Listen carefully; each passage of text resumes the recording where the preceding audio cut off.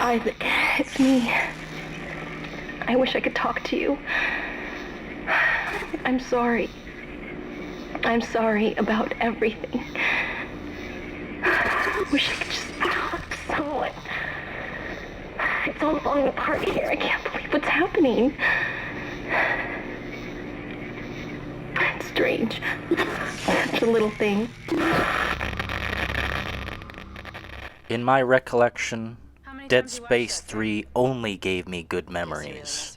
And although a few nightmares aside, it truly is what I would call a science fiction horror masterpiece. Frankly, I'm not sure why they ended this.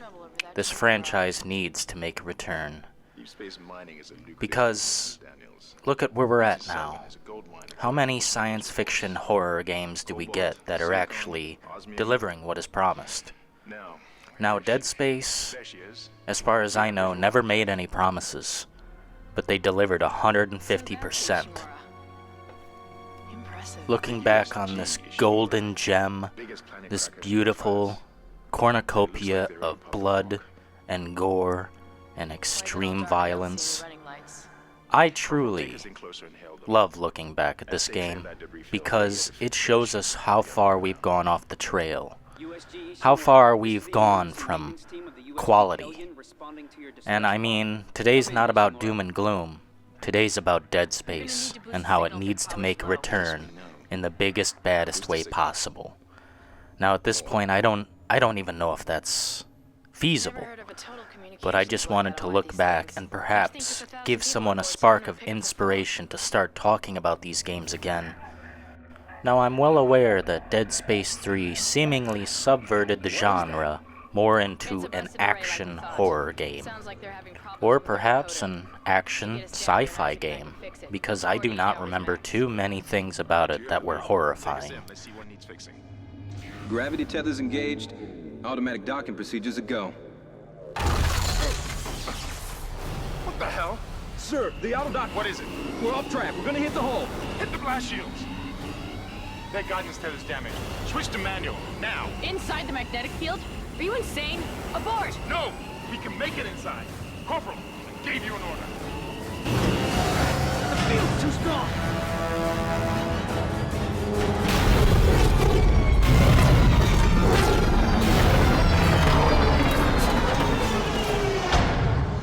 And with that, the journey into madness begins.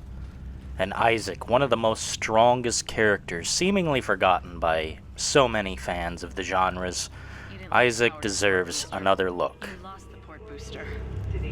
Unbelievable. What's unbelievable to me is, this game is from 2008. Now, we're in 2021 now, and looking back, it still looks pretty damn good. And I can't believe that. I don't know why this game still looks good. They just must have had their thinking caps on, truly. Just like John Carpenter's The Thing, or James Cameron's Aliens. It's set up to be this isolated, out there place where literally no one can hear you fucking scream. This is something that's lost in current horror games. The quiet. Seems like everyone was trying to pack in a hurry. There should be a security detail in here. Yeah? Well, there's not. There's nobody here. I can't pick up any broadcasts. You know that oh so subtle quiet? The sounds of footsteps echoing throughout the chamber? When things pop off immediately and have no build-up, it kind of decreases the value of the tension. Oh my god. And the blood and gore in this game, absolutely incredible. This build-up is truly a masterful work. There are too many games now that just don't trust the player is paying attention. It's like they want things to pop off way too quickly instead of nice and easy. Now our hero, Isaac Clarke here, is not outfitted with a weapon, as he is just an engineer. And oh boy, here we go. What the hell was that? Automatic quarantine must have tripped when the filtration system restarted. Everybody relax. What was that? Did you hear that? Not sure. The hell? I don't know. Something's in the room with us. Jesus! Open fire! Open fire! Send the power! Send the... Come on. Got it! Isaac! Get the hell out of there! The door's unlocked! Run!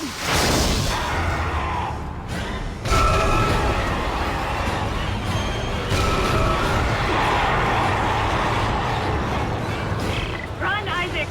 Get the hell out of there!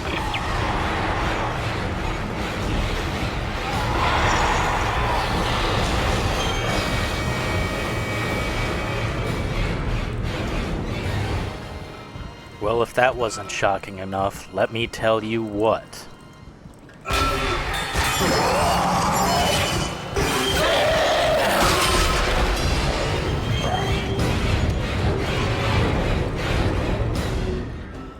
So when I originally recorded this video, I physically screamed. I wasn't expecting to actually physically scream from a game I've beaten and played and mastered at least once.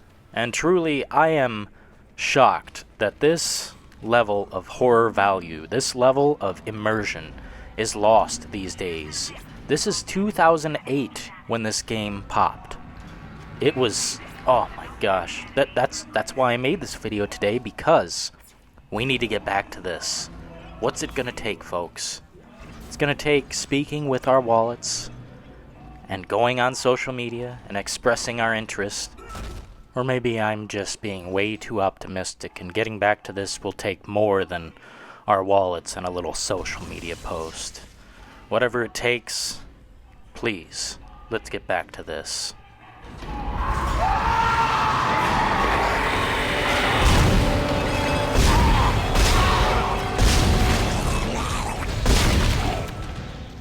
Something I have noticed is the behavior in AI is extremely versatile. When I first recorded footage for this video, I actually tried capturing it on easy mode. I usually prefer to showcase the elements of the game, not show that I'm a badass and I can play on, hard or whatever. But I upped the difficulty on this one, and the monsters actually behave different. They are way more aggressive and way harder to kill, and it takes quite a bit more ammo than normal. Isaac! Isaac! God, I can't believe you made it. Isaac. Another recurring element here I'd like to showcase is the communication system. You can walk around with this thing while it's playing as the characters are acting out their part. I feel this user interface, this communications tab, and overall the entire menu itself, which is like 3D and you can walk around with it, and it's very interesting. I feel this has been lost over time, and it's advanced as hell to me. I mean, what other game allows you to stand there and look at the screen from behind as the characters play out their part? Like, that's pretty incredible. And if a monster were to break in here right now and try to stop this entire conversation, the conversation would keep rolling, and I could raise my gun and the screen would disappear. That is awesome. You know in Gears of War how you have those sections where you get a radio communication part and it just forces you to walk, and it's a cutscene. It's literally just a cutscene where it forces you to walk and endure what is being said on the radio. Unskippable moment that just, it kills my immersion most of the time. Something I think that is overused and underutilized is the navigation system for video games. Like, look on the screen right now, there is no HUD, but I can still check where I'm supposed to be going. The path to the objective is shown through a guiding light.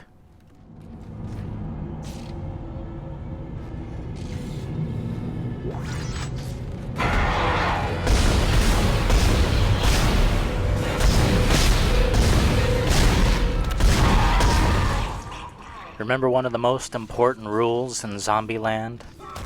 Well, more than ever, this game delivers on the horror element of surprise. Make sure you stomp the ever-loving hell out of everything you think is dead. Even if it's a human being's body. Smash that shit. Cut off the head, cut off all the limbs. I mean, at the expense of ammunition, it's good to make sure, you know, the double tap. It's good to make sure everything's dead.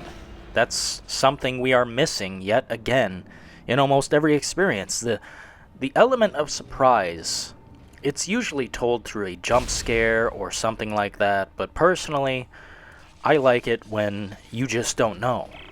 You can hear creatures clawing around the vents, just moving throughout this entire place, and I think that is more exceptional than any damn jump scare I've ever experienced.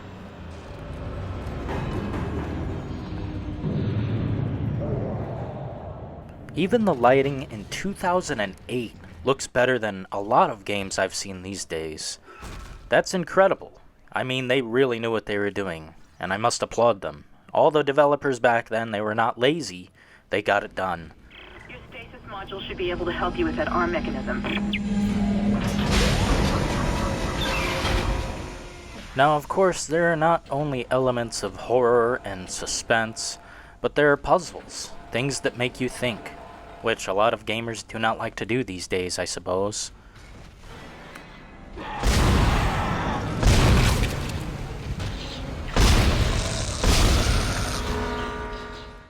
There's a certain dread in the background that Dead Space offers. This feeling that you're never entirely safe, that you could be attacked from any angle at any time. And they take full advantage of this. The ventilation system's incredible. It allows for the enemies to pop out where they please, when they please. It gives me a similar feeling to that of Resident Evil 4 when you're going through the castle. It's like, you are equipped to deal with this, but there are so many people that they can surround you, come from every angle. They've got weapons, and these creatures have weapons for arms, legs, tails, mouths, etc.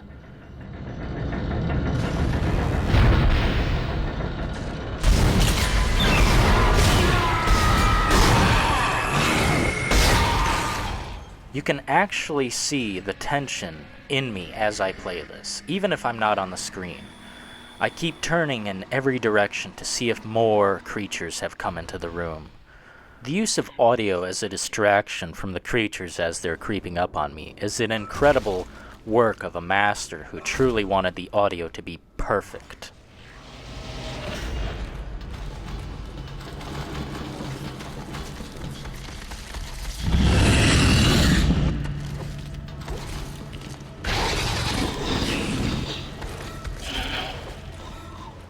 There are moments where there is peace, but they are few and far between, just giving you enough time to breathe for a moment.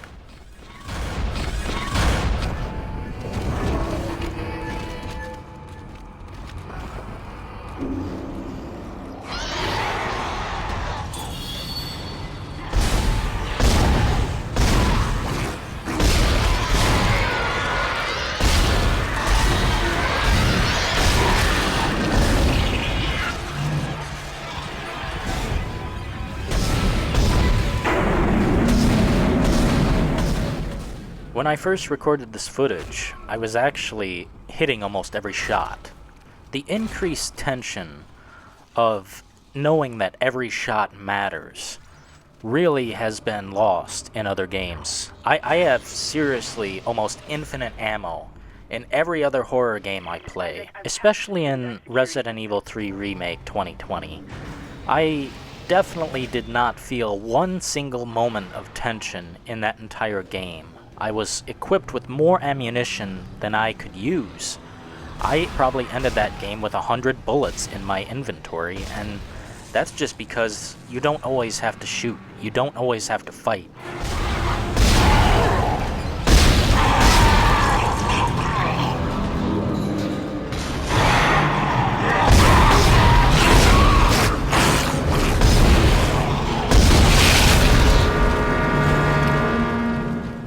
There are absolutely way too many games now where all you do is move forward and shoot. That is just not my cup of tea. That may be the general population's cup of tea, but I'm never drinking that Kool-Aid. I enjoy surprises, knowing that I am in danger, that my life may soon come to an end. Use power nodes to upgrade your weapons and rig. And this game truly has the most perfect upgrade system. Simplistic, it does what it needs to do. You don't have to fucking corral a bunch of stuff to upgrade your character and do this and that and the third. I tell you what, you physically see when you upgrade your body armor that you have changed. Now I'm about to panic because I in fact do not have enough ammunition and Kendra is on the screen talking while creatures come in. Computer array. That should get the transmitter back online.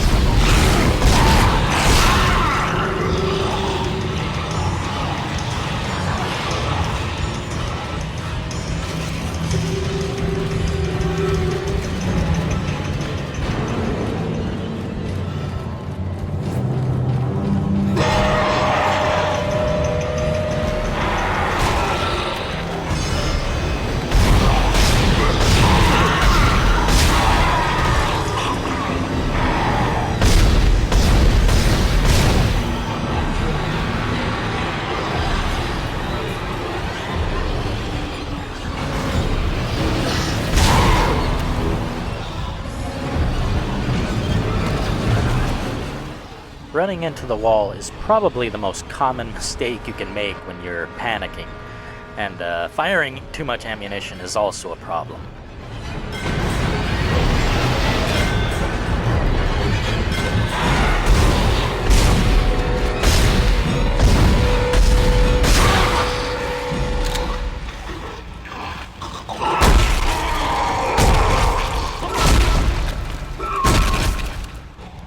So I'll ask you folks, what do you think about a return for Dead Space?